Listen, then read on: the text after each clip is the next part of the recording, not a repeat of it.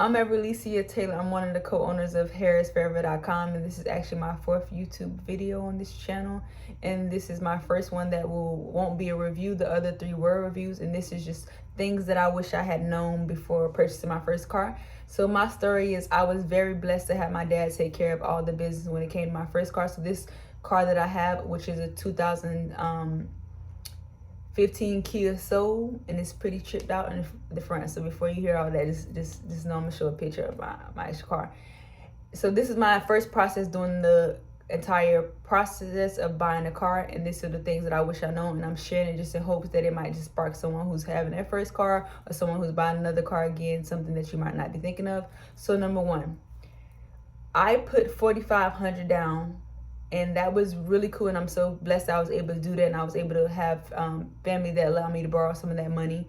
But I realized it was kind of useless because I wish I would have put $1,000 down, $2,000 down, used the rest to actually put that money down on my car when it was actually being reported to the credit bureau, because I realized that I just only got credit with the dealer instead of really having it be have a more tangible effect as far as my future. Like, imagine if I would have put that $2,000 or the $3,500 on after I had purchased the car. It would look very good on my credit report, showing how much I've been paying off aggressively. So that's number 1, is I wish I wouldn't have put as much down. I wish I would have just used more logic and say, okay, how can I use this money to put me in a better place financially? My credit score, which is now hovering around 620, could have been much further now if I had made that decision.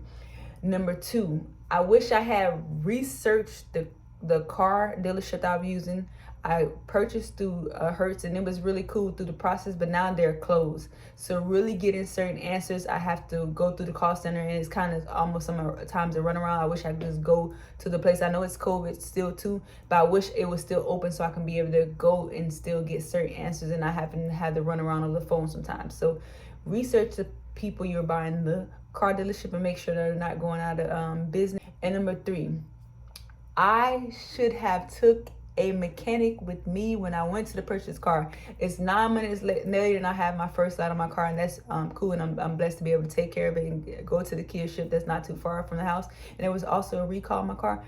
But I realized that I did not take a mechanic to look at the car in the first, and it could have been much worse. So make sure you take a mechanic. I went to the dealership not intending to buy a car that day, but I got so excited. That dealer was really good because he made me feel like this car that I wanted would be off the lot the next day. So I went ahead and expedited my process and my research, and my credit score wasn't even what I wanted it. Where I wanted it, it was at a 541. So that determined all the factors as far as my loan and what I felt like I needed to put down.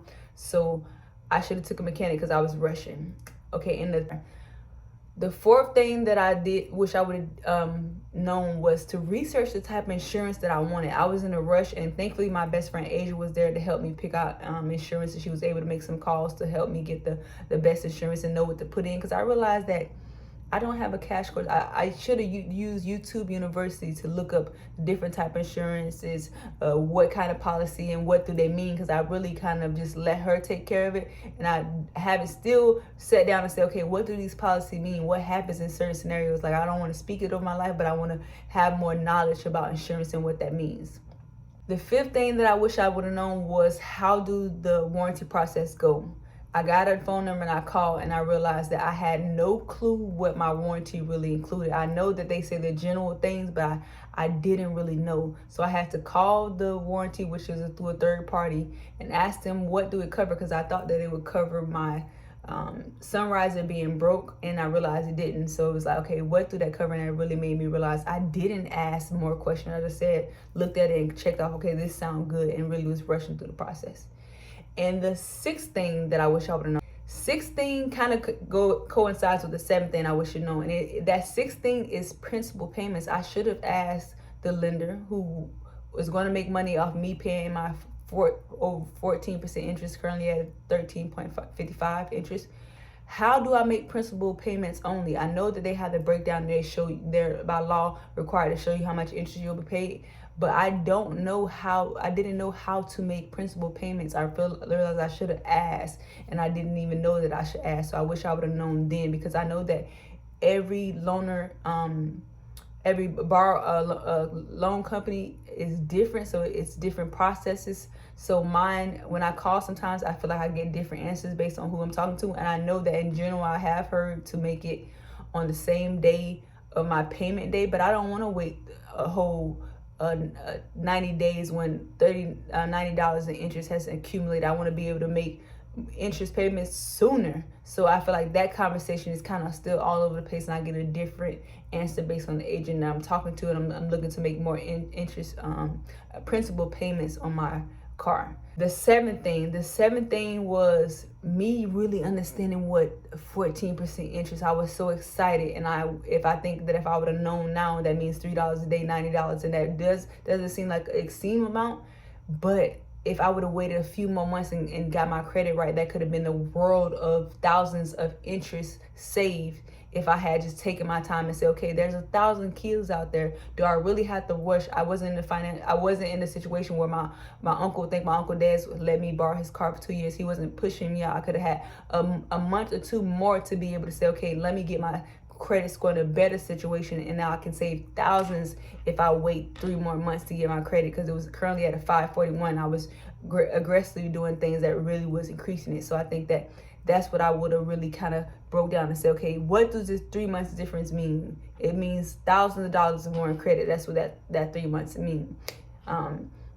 So yes, those are the things that I wish I would have known. And right now I'm in the process of refinancing my car, and I've been studying it for 2 months. And I have to say this: every video I watched was really good information, and I feel like it's really making me feel, it made me feel like I can do it, because it felt like very unattainable at first for some reason.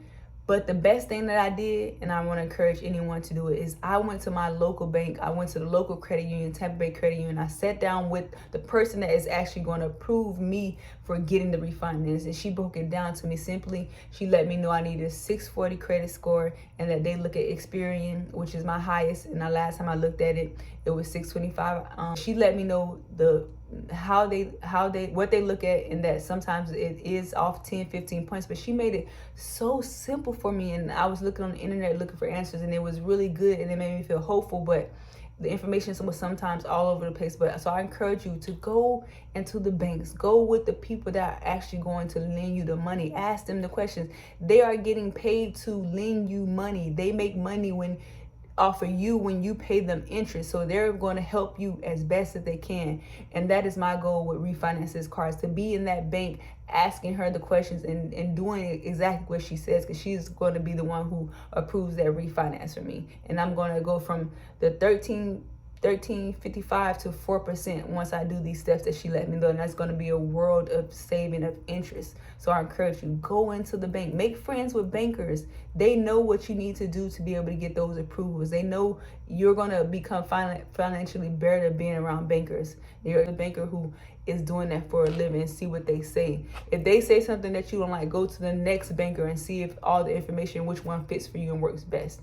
And so I thank you for watching this video. I hope that it empower you. And again, it's just me sharing my experiences, hoping that it empowers someone else. And I hope I didn't talk too fast, because when I get excited, I talk really fast. And my next video is going to be about that actual refinance, and my next grand purchase that I'm working on after this refinance. So I thank you. I appreciate you. I wish you prosperity and happiness and financial freedom, because we deserve that. We deserve everything good. And if you are interested in hair products that save you time, you can go to our website, harrisfordever.com.